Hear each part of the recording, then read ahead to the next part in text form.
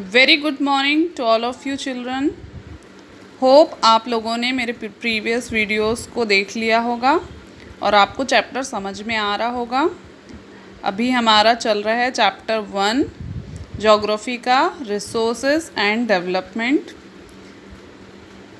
आज हम क्या कवर करने जा रहे हैं इस वीडियो में? Land resources.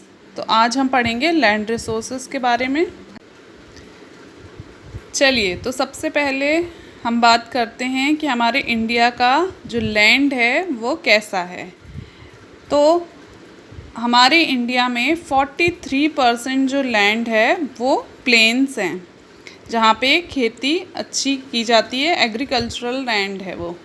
और 30% जो है वो माउंटेन्स हैं उसमें, और 27% जो हैं वहाँ पे प्लेट्यूज़ है, जहाँ पे मिनरल्स वगैरह मिलता है। तो देखिए बच्चों, जो हमारा 43% एग्रीकल्चरल लैंड है, तो उसमें प्रॉब्लम क्या आती है? बार बार उसमें खेती करने से क्या होता है, उसकी फर्टिलिटी जो है वो कम होती जाती है, और इस प्रॉब्लम को हम क्या बोलते हैं? Land degradation.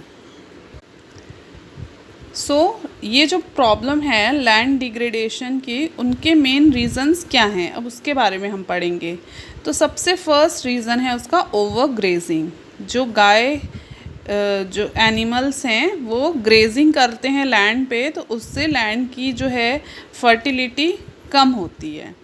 देन सेकंड है ओवर इरिगेशन।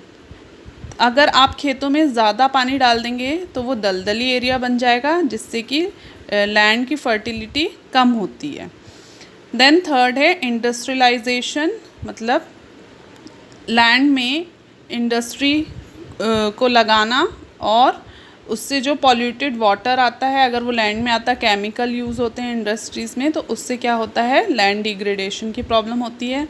फोर्थ प्रॉब्लम है माइनिंग। माइनिंग में क्या होता है? सबसे पहले तो लैंड में जो ट्रीज़ होते हैं उनको काट दिया जाता है, और उसमें फिर माइनिंग की जाती है, जिससे बहुत ज़्यादा पॉल्यूशन भी होता है और लैंड की फर्टिलिटी कम हो जाती है।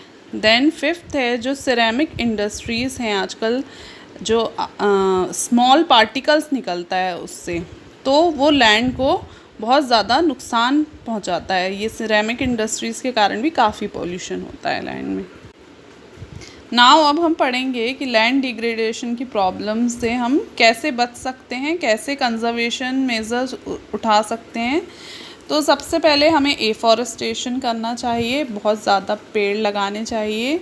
सेकेंडली ग्रेजिंग को लिमिटेड करना चाहिए, जो चरवाहे हैं उनको लिमिटेड जगह देनी चाहिए ताकि घास जो है वो जल्दी ख़त्म ना हो। थर्डली जो फैक्ट्रीज़ हैं उनका प्रॉपर जो वेस्टेज रहता है उनके फैक्ट्री से निकलता है, उसको प्रॉपरली डिस्चार्ज करना उनको आना चाहिए, ताकि लैंड ख़राब ना हो। और माइनिंग जो है उसको कंट्रोल करना चाहिए, माइनिंग ज़्यादा नहीं करनी चाहिए, नहीं तो उसके कारण बहुत सी प्रॉब्लम्स होते हैं। नाउ अब हम पढ़ेंगे सॉइल एज अ रिसोर्स। तो सॉइल क्या है? Most important renewable natural resource है, और हमारे इंडिया में डिफरेंट पार्ट में डिफरेंट टाइप की सॉइल्स हैं, तो उसके बारे में अब हम आगे। तो हमारे इंडिया में अलग अलग लैंड फॉर्म्स हैं, और हर जगह की जो सॉइल है वो अलग है, डिपेंड करता है उधर का क्लाइमेट कैसा है, वेदर कैसा है, तो उस पर डिपेंड करता है। तो सबसे पहले हम पढ़ते हैं एलुवियल सॉइल के बारे में। एलुवियल सॉइल जो है वो इंडिया में सबसे ज़्यादा पाई जाती है, और वो मोस्ट फर्टाइल सॉइल मानी जाती है। और एलुवियल सॉइल जो है वो एज ग्रुप में दो एज ग्रुप में बांटी गई है। पुरानी को भांगर बोलते हैं, जो कि लेस फर्टाइल होती है और उसमें कंकर ज़्यादा होते हैं। और सेकंड है खादर, जो कि न्यू होती है, न्यू एलुवियल सॉइल होती है, और उसमें कंकर कम होते हैं और वो ज़्यादा फर्टाइल होती है।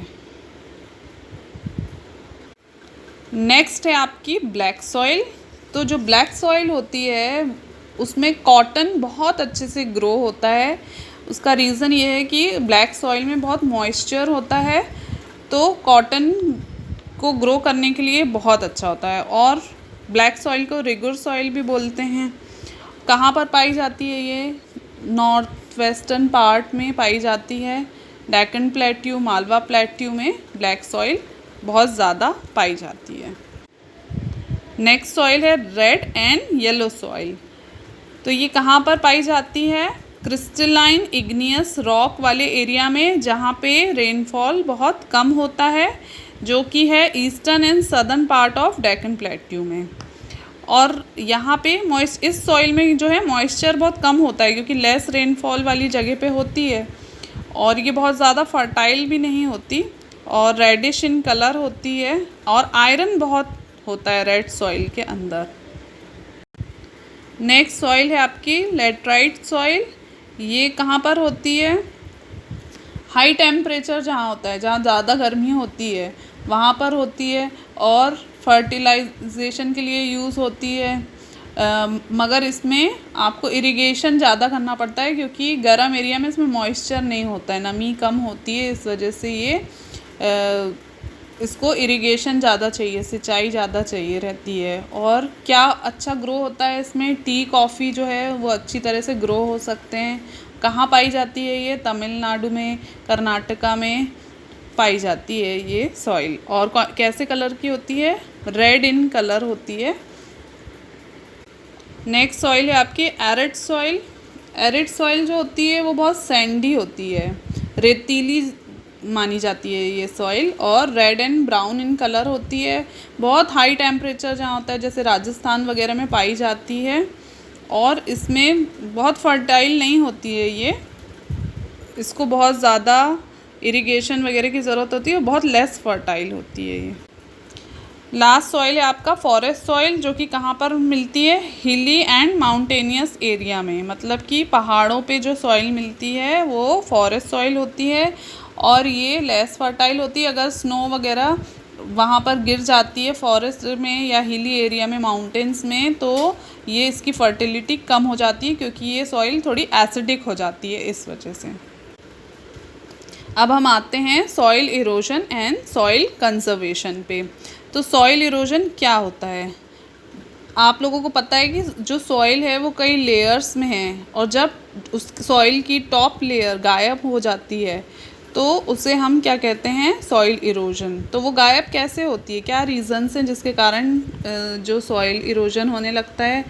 देखिए, सबसे पहला तो विंड, हवा के द्वारा ऊपर की लेयर जो रहती है, हवा उसको ले जाती है अपने साथ। दूसरा, वाटर में बह जाती है, तो उससे क्या होता है? सॉइल जो है उसकी टेक्सचर ख़राब होता है, फर्टिलिटी नहीं होती है, सॉइल इरोजन हो जाता है।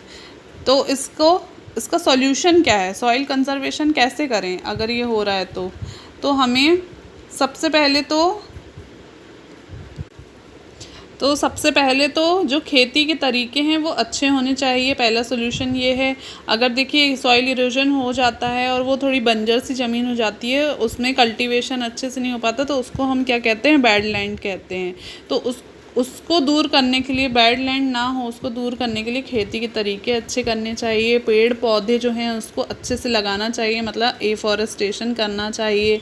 शेल्टर बेल्ट बनाना चाहिए, मतलब एक लाइन में कई ट्रीज़, जैसे कि हम हाईवे वगैरह पे जाते हैं तो एक लाइन में ट्रीज़ लगे रहते हैं, तो उसको शेल्टर बेल्ट बोलते हैं, वो बनाने चाहिए। फिर टेरेस फार्मिंग को भी हमें ज़्यादा उपयोग में लाना चाहिए। देन ग्रास जो है उसको उगने देना चाहिए, ताकि ग्रेजिंग की प्रॉब्लम भी ना हो और सॉइल इरोजन भी ना हो।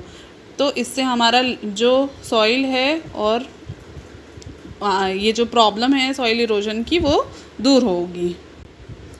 इसी टॉपिक के साथ आपका ये चैप्टर यहाँ पे ख़त्म होता है, और इसी के साथ मैं आपको नोट्स भी भेज दूँगी, जो कि आप अच्छी राइटिंग में अपनी कॉपी में नोट करते जाइएगा।